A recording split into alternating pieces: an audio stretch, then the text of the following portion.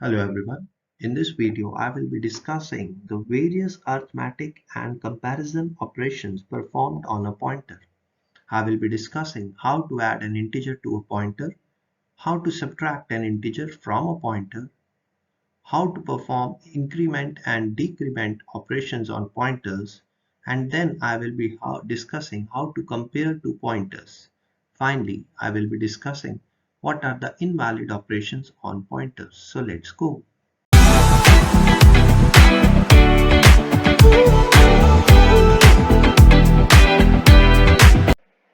Hello everyone. In this video, I will be discussing about the operations on pointers. I will be discussing the arithmetic and comparison operators in particular. So let's go. Now we start with the first operation, arithmetic operation on pointers, that is we will be performing how these addition operation is performed. Now by addition we mean that we are adding an integer. हम एक integer to a pointer add कर रहे हैं. यहाँ पे हम क्या करेंगे कि हम एक normally ये हम use करते हैं जब हम array traversal या arrays के साथ काम करते हैं या dynamic memory allocation में ये operations perform करते हैं. तो यहाँ पे adding an integer के case में हम क्या करेंगे कि हमारे पास किसी pointer में मान लो कि starting address है, this is the address of the first element, address of first element. अगर हमने उस पर्टिकुलर, क्योंकि एरे के एलिमेंट्स कंटिग्यूअस मेमोरी लोकेशंस में स्टोर होते हैं, तो हम इसमें अगर एक वैल्यू ऐड करते हैं तो ये एक ऑफसेट की तरह काम करता है. यानी कि ये उस मेमोरी पोजीशन, जैसे कि अगर हम बात करें कि अगर हम यहाँ पे एक एरे बना के काम कर रहे हैं और इसमें हमने जैसे वैल्यूज डाली हुई हैं और ये इंडेक्स 1 2 C++ में इंडेक्सेस 0 से शुरू होते हैं. तो अगर ये फर्स्ट एलिमेंट है और इसका जो नाम हमने रखा हुआ है एरे, तो हमने एक पॉइंटर वेरिएबल लिया है जो इस एरे को पॉइंट कर रहा है, तो उस नाम का हमने रख दिया दिस. तो ये पॉइंटर वेरिएबल है तो किसी का एड्रेस होगा और क्योंकि हमने एरे को पॉइंट किया है तो हमने ऐसे लिख दिया. अब अगर हमारे पास इसमें हम ऐसे लिखते हैं तो ये बेसिकली होता क्या है, ये किसके बराबर है, ये एरे फर्स्ट एलिमेंट को ही पॉइंट कर रहा है. तो अगर हम इसमें +2 कर देते हैं जैसे कि हमने लिखा हुआ है, तो +2 करने पे ये क्या करेगा, ये इसके एलिमेंट्स को क्या कहते हैं, इसमें एक एड्रेस में एक एडिशन नहीं करेगा बट उसके साइज को एक्चुअली 2 से मल्टीप्लाई करके उसके साथ हमें मॉडिफिकेशन देगा. तो एरे इस वक्त अगर फर्स्ट एलिमेंट को पॉइंट कर रही है तो 2 हमने ऐड करने पे ये वाले एलिमेंट को ये पॉइंट करेगी. तो इस तरह से हम देख सकते हैं कि एरे एडिशन परफॉर्म होती है. तो यहाँ पे हम इंटीग्रल वैल्यू ही ऐड कर सकते हैं, हम इसके अंदर एक नया पॉइंटर नहीं ऐड कर सकते. तो अगर मान लो एक हमने पॉइंटर 1 बनाया हुआ है और उसमें हम पॉइंटर 2 ऐड करने की कोशिश करें तो ये इनवैलिड ऑपरेशन होगा. ये चीज आपने याद रखनी है. इसमें सिर्फ और सिर्फ ये नहीं आ सकता, यहाँ पे इंटीजर ही आ सकता है. तो इस पॉइंट का आपने ध्यान रखना है. So adding integer value to a pointer results in a new pointer pointing to a new memory location, क्योंकि ये एक्चुअली ऑफसेट का मतलब कि ये उसको जंप देता है उतने नंबर ऑफ पोजीशंस के साथ, यानी कि न्यू मेमोरी लोकेशन पे पॉइंट करता है. हमें ये इंश्योर करना पड़ता है कि जब भी हम ये ऑपरेशन परफॉर्म करें हम विद इन एरे बाउंड्स करें, नहीं तो ये हमें अनडिफाइंड बिहेवियर भी शो कर सकता है. तो यहाँ पे हम देखते हैं कि इसके यूजेस क्या है, कि अगर हमने नेविगेट करना है थ्रू एरेस, ठीक है, ये भी काम कर सकते हैं. उसके अलावा हम एक्सेस कर सकते हैं एलिमेंट्स को at certain offset from the current position. मतलब अगर हम करंट पोजीशन एक एरे है और उसके आगे हम जाना चाहते हैं तो हम एडिशन करेंगे, पर एडिशन क्या करना है, एक इंटीजर वैल्यू याद रखना है और उस इंटीजर वैल्यू से क्या करेगा कि उसको ऑफसेट करेगा. ऑफसेट का मतलब कि हमें एक नंबर ऑफ जंप्स देगा कि हमने इस लोकेशन की बजाय इस एरे में इस पोजीशन में जाना है. तो ये हो गया हमारा adding an integer to a pointer. अब हम आगे चलते हैं कि और भी इसमें ऑपरेशंस परफॉर्म कर सकते हैं. अब हम नेक्स्ट ऑपरेशन की बात करते हैं. जैसे हमने इंटीजर में एडिशन की, इसी तरह हम सब्ट्रैक्शन भी कर सकते हैं. अब पहला हम डिस्कस करेंगे how to subtract an integer from a pointer. जैसे हमने वहां पे देखा कि हम एडिशन के केस में भी इंटीजर ऐड कर सकते हैं, तो सब्ट्रैक्शन के केस में भी हम एक इंटीजर की वैल्यू को सब्ट्रैक्ट करते हैं. तो यहाँ पे ये भी ऑफसेट, मतलब कि अगर हम जैसे अगर इस वक्त थर्ड इंडेक्स पोजीशन वाले एलिमेंट को पॉइंट कर रहे हैं, तो ये देखिए 1 2 3, तो अगर हम इस पोजीशन पे पॉइंट आउट कर रहे हैं, तो अगर हमने 2 का माइनस किया तो ये हमें एक 2 पोजीशंस पीछे लेके जाएगा। तो यहाँ पे ये जो नंबर है ये हमें ऑफसेट, मतलब कि हम जो भी उसका साइज है उसको 2 से मल्टीप्लाई करके फिर हम पीछे आ रहे हैं, तो ये नई मेमोरी लोकेशन को पॉइंट आउट करेगा। तो यहाँ पे इंटीग्रल वैल्यू ही सब्ट्रैक्ट करनी है यहाँ पे, resulting in a new pointer pointing to a new memory location. But unlike जो हमने एडिशन में बात की थी, हम एक सब्ट्रैक्ट कर सकते हैं pointer from an another pointer. हम एक पॉइंटर को दूसरे पॉइंटर से सब्ट्रैक्ट कर सकते हैं, बट इंश्योर करना है कि दोनों सेम एरे को पॉइंट आउट कर रहे हैं। जैसे कि आप यहाँ पे देख रहे हैं कि एक हमने पॉइंटर ले लिया जो कि इंडेक्स नंबर जो 2 पे है एलिमेंट, उसको पॉइंट आउट कर रहा है, और एक हमने पॉइंटर ले लिया जिसका स्टार्टिंग या फर्स्ट एलिमेंट को पॉइंट आउट कर रहा है। तो इसके बीच में हमने डिस्टेंस पता लगाना हो, बट यहाँ पे हमें इंश्योर करना पड़ेगा कि ये दोनों सेम टाइप को ही पॉइंट कर रहे हैं। एडिशन में तो पॉसिबल नहीं है, बट यहाँ पे हम क्या कर सकते हैं कि हम एक पॉइंटर को दूसरे पॉइंटर से सब्ट्रैक्ट कर सकते हैं, but both should point two the same type. तो ये कंडीशन हमारे पास होनी जरूरी है। अब इसमें ये क्या रिजल्ट करेगा, अगेन ये डिस्टेंस वैल्यू एक इंटीजर, जैसे कि आजकल पॉइंटर डिफरेंस करके भी एक टाइप आती है जिसको हम यूज कर सकते हैं। तो यहाँ पे इंडिकेट करेगा नंबर, या हम कोई वैल्यू भी दे सकते हैं। तो यहाँ पे हम बात करेंगे कि indicates a number of elements present between. तो ये नंबर एक इंटीजर होगा जो कि इंडिकेट करेगा कि इन दो पॉइंटर्स के बीच में कितने एलिमेंट्स हैं। तो नॉर्मली ये सारे एरे के साथ ही इंश्योर करते हैं हम ऑपरेशंस परफॉर्म करें। अब हम आगे चलते हैं कि बोथ पॉइंटर्स आर वैलिड, ये हमें इंश्योर करना पड़ेगा, and points to the elements within the same है। ठीक है, तो इसी तरह हम इनमें इंक्रीमेंट और डिक्रीमेंट ऑपरेशन भी चला सकते हैं। तो आप यहाँ पे देख रहे हैं कि जैसे हमने एडिशन की तो उसके लिए इंक्रीमेंट हो गया। इंक्रीमेंट क्या होता है कि एक वैल्यू का जंप देता है, और डिक्रीमेंट का मतलब हो गया कि एक वैल्यू का ये माइनस जंप देता है। तो इसमें जो हम ऑपरेटर यूज करेंगे प्लस प्लस और माइनस माइनस, तो इन ऑपरेटर्स के साथ हम इनको यूज कर सकते हैं ताकि हम वही same operation adding a integer value या add subtracting an integer value, but इसमें जो इंटीजर का जंप होगा वो स्पेसिफिक वन वैल्यू से ही जंप होगा। यानी कि अगर हम प्लस प्लस करते हैं तो वो एक प्लस का जंप लेगा पोजीशन का, और अगर हम माइनस माइनस करते हैं तो एक ये वो माइनस का जंप लेगा, यानी कि एक पोजीशन पीछे चला जाएगा। अब हम इसको थोड़ा सा कोड में देखते हैं कि ये कैसे परफॉर्म होगा। हम इसका एग्जांपल लेते हैं। अब हम बात करते हैं इंक्रीमेंट और डिक्रीमेंट ऑपरेशन के लिए, इसलिए हम एक एरे डिक्लेयर कर लेते हैं, और इस एरे के अंदर हम कुछ एलिमेंट्स ले लेते हैं, जैसे कि आप यहाँ पे हमने पहले दिखाया है 10, 20, 30, 40 और 50।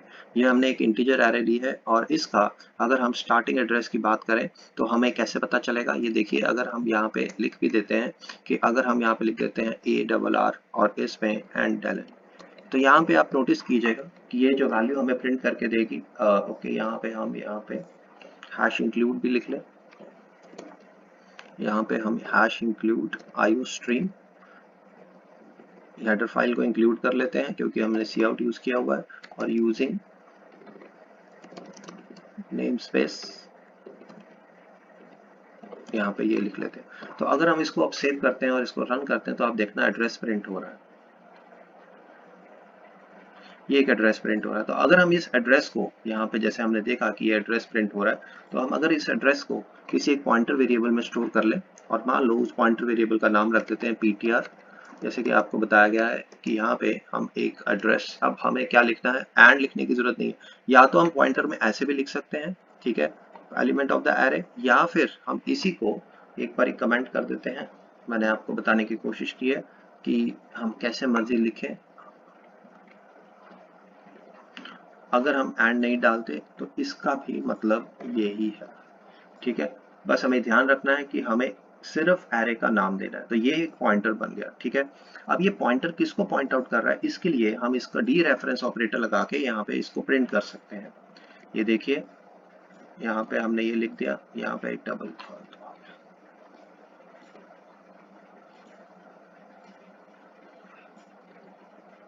ओके।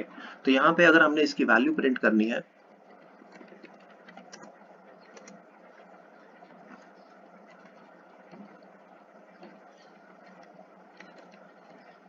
ठीक है। अब इस वैल्यू को अगर हम प्रिंट करते हैं तो आप यहाँ पे देखिएगा कि ये 10 की वैल्यू को प्रिंट करेगा। अब ये देखिए वैल्यू आ रही है। अगर हम इसमें इंक्रीमेंट ऑपरेशन करते हैं जैसे कि आप देख सकते हैं,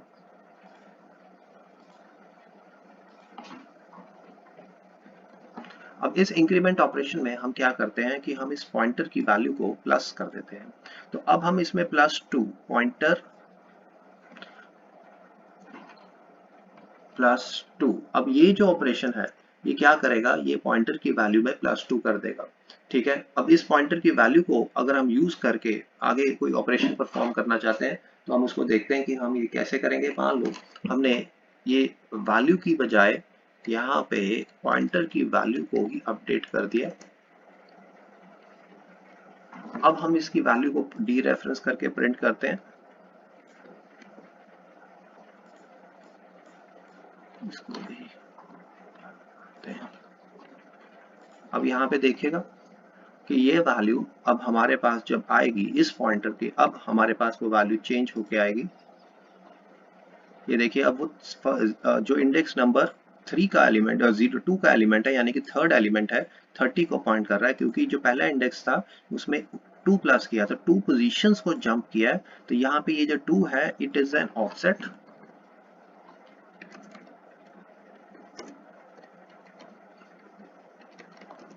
इंडिकेटिंग जंप पोजीशन। कितनी पोजीशंस का हमने जंप लेना है उसके बारे में ये बात कर रहा है। इसी तरह अगर हम यहाँ पे बात करें कि अगर मैं इस पॉइंटर वेरिएबल में माइनस ऑपरेटर भी लगा सकता हूँ, बट हमें ये इंश्योर करना होता है कि वो विद इन बाउंड्स हो।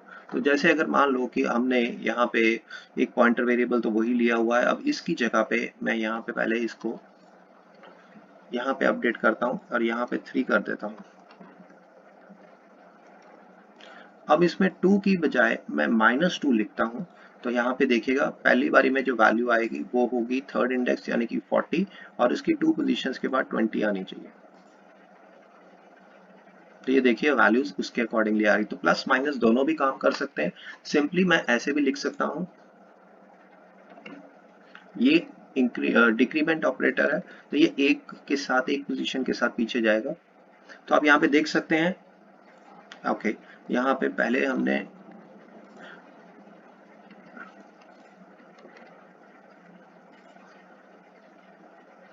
तो यहाँ पे हम एक डिक्रीमेंट ऑपरेटर भी यूज कर सकते हैं इंडिकेट करने के लिए, यानी कि पॉइंटर्स के साथ ही ये सारे काम कर रहे हैं। तो पॉइंटर के साथ अगर हमने जंप्स लेनी हो या हमने पीछे या आगे तो हम इंक्रीमेंट या डिक्रीमेंट ऑपरेटर या हम प्लस माइनस यूज कर सकते हैं।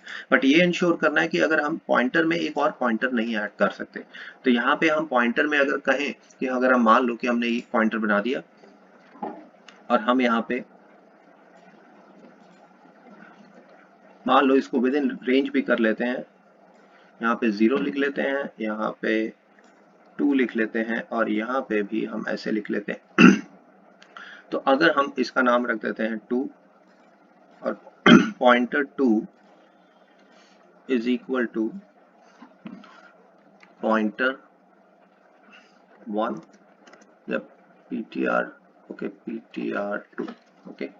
तो अब इस केस में ptr 1 बना लेते हैं ये।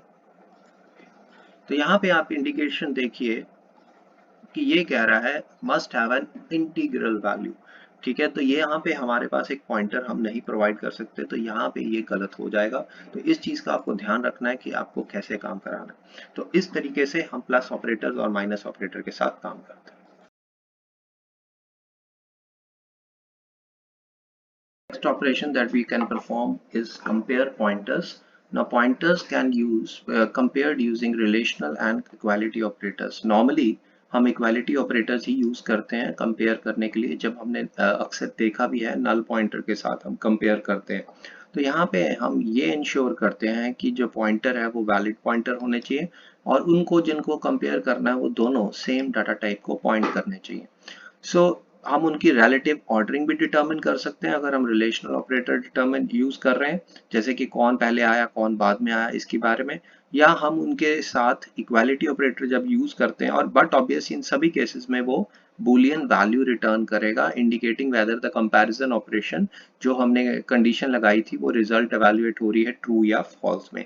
जैसे कि आप यहाँ पे देख सकते हैं कि हम नॉर्मली चेक करना चाहते हैं तो हमने इक्वालिटी ऑपरेटर लगा सकते हैं अब इसके बाद हम नल पॉइंटर के साथ भी चेक कर सकते हैं कि वो वैलिड एड्रेस को पॉइंट कर रहा है कि नहीं कर रहा, तो उसके लिए हम कंपेयर कर सकते हैं नल पॉइंटर के साथ। तो यहाँ पे हमारे पास जस्ट हमने यहाँ बात की कि रिलेटिव ऑर्डरिंग अगर हमने पता लगानी हो या हमने इक्वालिटी के बेसिस पे हमने जज करना हो कि वो नल पॉइंटर के बराबर है कि नहीं, या फिर वो दो पॉइंटर्स इक्वल हैं कि नहीं, तो बट ऑब्वियस ये सभी केसेस में बूलियन वैल्यू ही रिटर्न करेगा जो कि ट्रू या फॉल्स होगी, डिपेंडिंग कि जो कंपैरिजन हुआ है उसके बेसिस का उसका रिजल्ट ट्रू आ रहा है कि फॉल्स आ रहा है।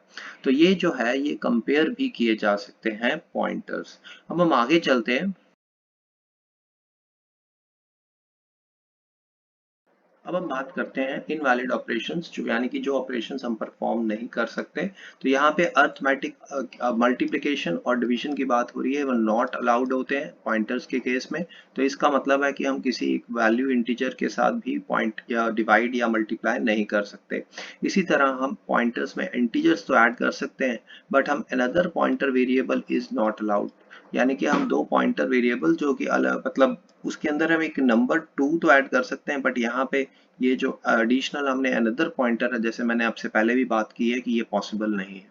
इसके अलावा हम जब सब्ट्रैक्ट करते हैं pointer variable from another pointer, तो ये ओनली अलाउड होता है if they are of compatible type. तो इसका ये मतलब है कि यहाँ पे हम दोनों सेम एरे को पॉइंट आउट कर रहे हैं, तो हमने उनके बीच में डिस्टेंस फाइंड करना है कि कितना डिस्टेंस आ रहा है, कितने नंबर ऑफ एलिमेंट्स आ रहे हैं। तो इस तरह से ये पॉसिबल सपोर्ट करता है। फिर pointer arithmetic cannot be applied on void pointers. तो वॉइड पॉइंटर्स के केस में हम ये पॉइंटर अर्थमेटिक पॉइंट नहीं कर सकते, यूज नहीं कर सकते, अप्लाई नहीं कर सकते।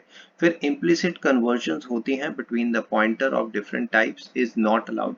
तो ये जो इम्प्लिसिट कन्वर्जन जो नॉर्मली हम वेरिएबल्स में देखते हैं, यहाँ पे अलाउड नहीं होती। तो ये कुछ इनवैलिड ऑपरेशंस हैं जो कि हमने बात की है। तो ओवरऑल हमने सारे ऑपरेशंस जो कि हम पॉइंटर्स के साथ परफॉर्म कर सकते हैं उनके बारे में डिस्कस कर लिया। Subscribe, like, share